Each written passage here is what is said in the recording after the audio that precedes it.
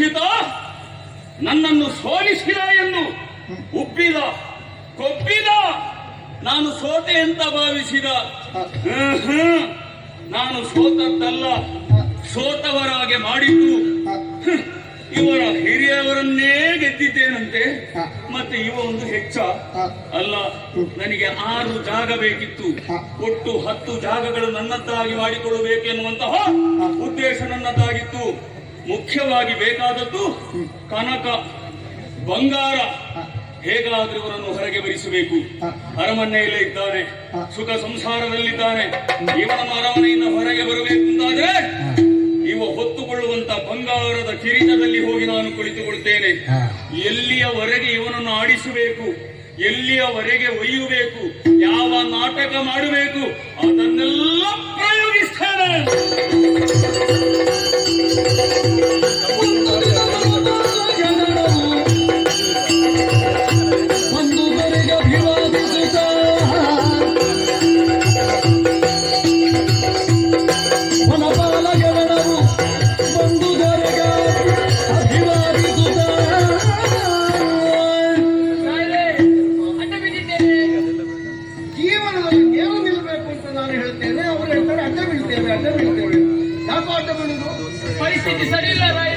ಪರಿಸ್ಥಿತಿ ಸರಿ ಇಲ್ಲ ಅಂತ ಗೊತ್ತಾದ ಮೇಲೆ ಅಡ್ಡ ಬೀಳುದ?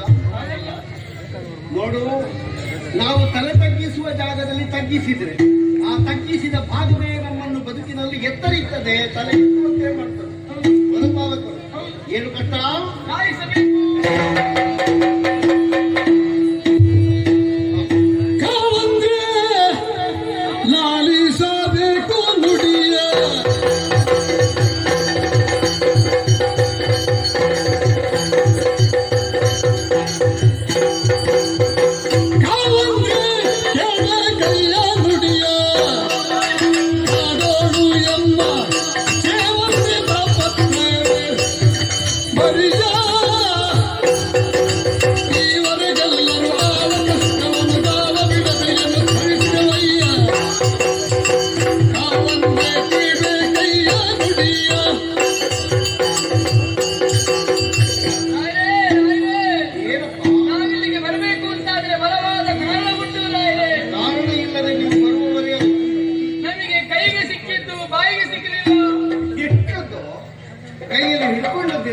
ತಿನ್ನುವುದಕ್ಕೆ ಪ್ರಯತ್ನ ಪಟ್ಟದ್ದೆಂತದ್ದು, ಬಾಯಿಗೆ ಸಿಕ್ಕದೇ ಇದ್ದದ್ದೆಂತದ್ದು ನೀವೇ ಹೇಳಿದಲ್ಲ. ಹೇಗೆ? ಸೋಮವಾರ ತಿರುಗಬಾರ್ದು, ದುಡಿದು ತಿನ್ನಬೇಕು ಅಂತ. ವಾರಕ್ಕೆ 7 ದಿವಸ ಸೋಮವಾರ ಒಂದು ತಿರುಗಬಾರದು, ಬಾಕಿ ದಿವಸ ಎಲ್ಲ ತಿರುಗಿ ಅಂತ ಹೇಳಿದ್ದೇನು? ಸೋಮವಾರಿಗಳಾಗಬಾರದು. ಹೌದು, ಸೋಮವಾರಿ ಅಂತ ಹೇಳಿದ್ರೆ ಎಂತದ್ದು? ದುಡಿಯದೇ ತಿರುಗು. ನೀವೆಲ್ಲ ಕೆಲವು ಸಲ ಸಂಜೆ ಸುಮ್ಮನೆ ತಿರುಗುತ್ತೀರಲ್ಲ, ಏನು ಭಾಷೆ ಅರ್ಥ ಆಗದ ಹಾಗೆ. ಅದಕ್ಕೆ ಕಾರಣ ಉಂಟಲ್ಲ, ನಮಗೆ ಇಲ್ಲಿಯಾದ್ರೂ ದುಡಿಲಿಕ್ಕೆ ಆಗ್ತದ ಅಂತ ನೋಡುದು. ದೇವರೇ, ನಿಮ್ಮ ದುಡಿಮೆ ನನಗೆ ಸಾಕಾಯ್ತು. ನನಗೆ ಎಲ್ಲಿ ಸ್ಥಾನ ಕೊಡುವುದಿಲ್ಲ, ಸ್ಥಾನ ಕೊಟ್ಟಲ್ಲಿ ಅವಕಾಶ ಕೊಡುವುದಿಲ್ಲ. ಹೌದು, ಅವಕಾಶ ಎಲ್ಲೂ ಕೊಟ್ಟರೆ ನಿಮಗೆ ನಾಲಿಗೆ ಬರುವುದಿಲ್ಲ. ಇಷ್ಟೊಂದು ಮಾಡುದಿಲ್ಲ ಇದೆ. ಮತ್ತೆ ಬ್ರಹ್ಮ ಋಷಿ ಅಂತ ಇದ್ದದ್ದು ಬೇರೆ ಏನಾದ್ರೂ ಅಂತ ಹೇಳಿದ್ದಾರೆ.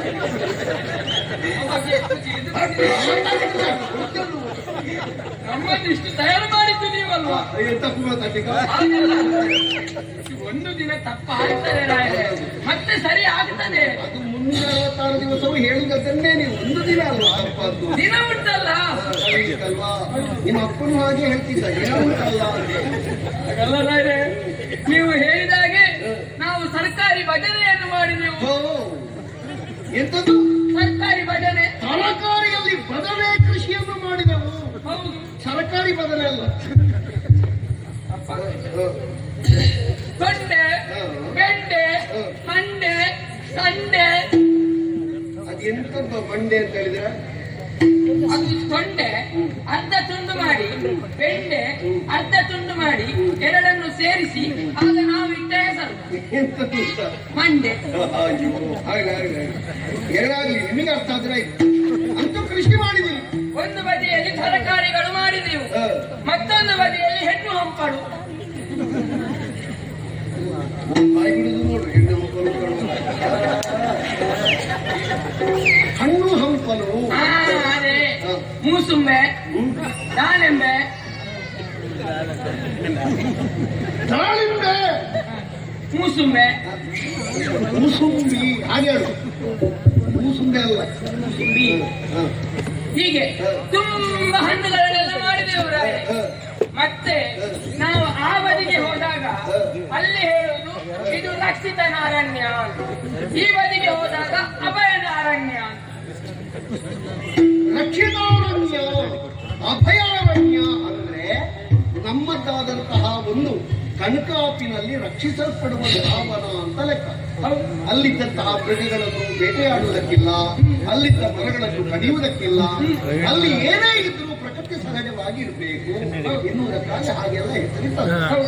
ಹಾಗಂತ ನಾವು ಕಷ್ಟಪಟ್ಟು ಬೆಳೆಸಿದಂತಹ ಈ ಕೃಷಿಯಲ್ಲಿ ಬಂದಂತಹ ಹಣ್ಣುಗಳು, ತಿನ್ನುವುದಕ್ಕಿರುವಂತಹ ತರಕಾರಿಗಳು, ಇದನ್ನೆಲ್ಲ ಹೊತ್ತುಕೊಂಡು ನಿಮ್ಮ ಗದಿಗೆ ಬರಬೇಕು ಅಂತ ನಾವು ಭಾವಿಸಿದ್ದು ಅಷ್ಟೇ ರಾಯ್ರೆ.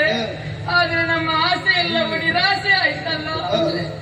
ಕೈಗೆ ಸಿಕ್ಕಿದ್ದಂತಹ ತರಕಾರಿಗಳೆಲ್ಲವೂ ಮೃಗ ಪ್ರಾಣಿಗಳೆಲ್ಲವೂ ಅದೆಲ್ಲ ಕೆಟ್ಟು ಹೋಗಿದೆ ರಾಯ್ರೆ, ಕೆಟ್ಟು ಹೋಗಿದೆ. ಮೃಗಗಳ ಬಾಧೆ. ಹೌದು. ಅರ್ಥವಾಯಿತು ಭವನೇ, ಅರ್ಥವಾಯಿತು ಚಿರುಮೆಯ ತಗೆದು ಬಂದೆ ಬೆಳಗದು. ಅರ್ಥವಾಯಿತು ಭವನೇ, ಅರ್ಥವಾಯಿತು ನಿಮ್ಮ ಭವನೇ ನನಗೆ ಅರ್ಥವಾಯಿತು. ಕೆಲವು ಸಮಯ ಆಯಿತು ಬೇಟೆಯಾಡಲು, ಎಲ್ಲರೂ ಒಟ್ಟಾಯಿತು. ಹೌದು. ಏನೆಲ್ಲ ಬೇಕು ಎನ್ನುವುದನ್ನೆಲ್ಲ ರೂಢಿಸಿಕೊಳ್ಳಿ, ಶಬರ ಪಡೆಯನ್ನು ಒಟ್ಟಿಗೆ ಸೇರಿಸಿಕೊಳ್ಳಿ.